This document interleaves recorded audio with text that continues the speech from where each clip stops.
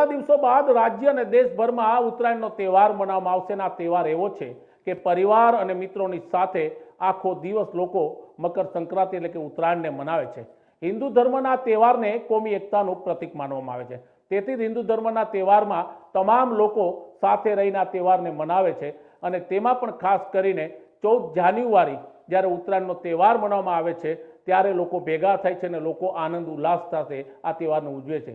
આ તહેવારમાં તમામ લોકોને સાથે મળીને તહેવાર મનાવતા હોય છે ત્યારે અમદાવાદના એક વેપારીએ ખાસ કરીને એક એવી ફિરકી બનાવી છે જે ફિરકી એટલે કે પતંગની ફિરકી છે, તેમાં દરેક ધર્મના પ્રતીક ચિહ્નો છે।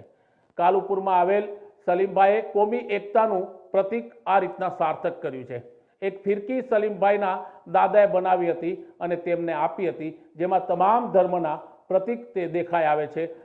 વેપારીનું કહેવું છે કે તહેવાર કોઈનો પણ હોય, દરેક લોકોએ ઉત્સાહ અને આનંદથી મનાવવો જોઈએ અને તેથી જ આ ફિરકી ઉપર તમામ ધર્મના પ્રતીક ચિહ્નો અંકિત કરવામાં આવ્યા છે।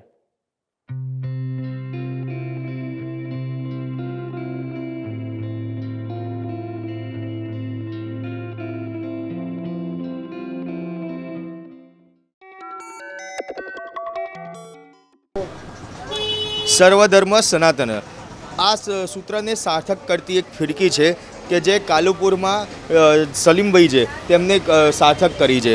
આ જે ફિરકી તમે દ્રશ્યોમાં જોઈ શકો છો, આ ફિરકીની બહારની સાઈડ જે તમામ જગ્યા ઉપર અલગ અલગ ધર્મના ચિહ્નો છે તે બનાવવામાં આવેલા છે।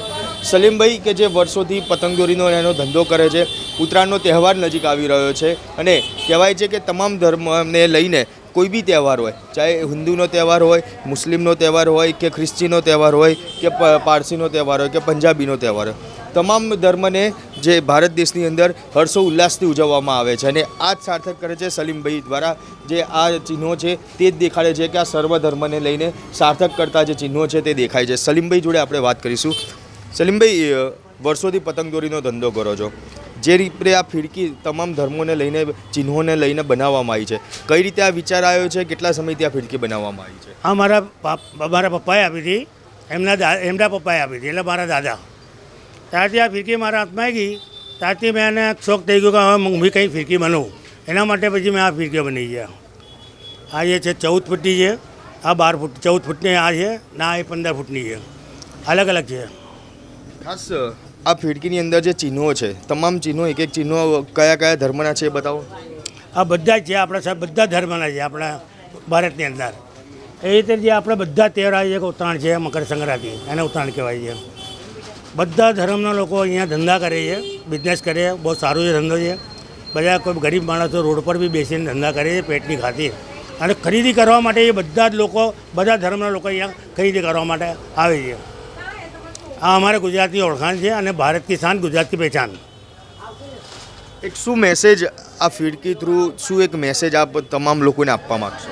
આ જે છે ધર્મની છે ને, બધા ધર્મની આ જે ફિરકી છે ને, એ મેસેજ એ કે આપણે આ બધા ધર્મના લોકો અહીંયા તમે જોઈ શકો છો કે કેવી ખરીદી રહ્યા છે, કેવા ધંધા કરે છે અહીંયા, એ બિઝનેસ જો આપણો ગુજરાતનો આખા પૂરા ભારતની અંદર બધા જ તહેવાર છે ને, કોઈ બી હિન્દુ મુસ્લિમ શીખ શીખાય બધા તહેવાર બધા એક જોડે મળીને તહેવાર મનાવે છે ને મુબારકબાદી આપે છે ને બિઝનેસ બી જો સારી રીતે બધા કરે છે। એટલે કોમી એકતાનું એક પ્રતિક રૂપે કહી શકાય। પણ હા, કોમી એકતાનું એક પ્રતીક કહેવાય। ને હું શાંતિ સમિતિ મેમ્બર છું ગણેશ રાયમથી। મેરા દેશ મેરા ભારત મેરા મહાન, ભારત કી શાન, ગુજરાત કી પહેચાન, આ મારું કામ છે। અને બિઝનેસ કરવાનું, ચોખ્ખું કરવાનું। ફિરકી હું આપું છું કસ્ટમરને, અને સીલ તોડીને કે આ દોરી છે ભાઈ, આ પાકી છે અને ચોક કરીને લો તમે, અને જ્યારે તમે પતંગ ચલાવો તો પક્ષીનું ખાસ ધ્યાન આપજો, પતંગને સાઈડમાં લઈ લો।